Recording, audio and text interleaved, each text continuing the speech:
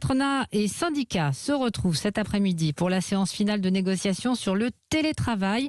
Mais reste pas mal de points sensibles en suspens, Olivier Samin.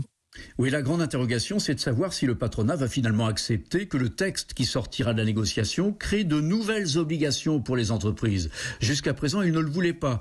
Il estime qu'il y a déjà tout ce qu'il faut en droit et que le but de la négociation, c'est seulement de clarifier les règles existantes pour permettre aux entreprises de les appliquer plus facilement. Les syndicats, eux, exigent de nouvelles obligations. Quand il s'agit, par exemple, de définir les postes télétravaillables, ils réclament que ce soit négocié dans l'entreprise. Le patronat estime, lui, que ce sujet relève du seul pouvoir de l'employeur.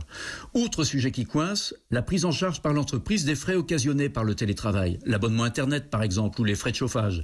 Le texte prévoit cette prise en charge, mais les syndicats le jugent ambigu et ils voudraient que dans chaque entreprise, un forfait de quelques dizaines d'euros par mois soit institué. Enfin, le texte prévoit tout un chapitre sur le télétravail en cas de circonstances exceptionnelles, comme l'actuelle pandémie. Dans ce cas de figure, c'est l'employeur qui décide de basculer ses équipes en télétravail. Les syndicats, notamment FO, veulent que cette décision relève directement des pouvoirs publics. Olivier Samin.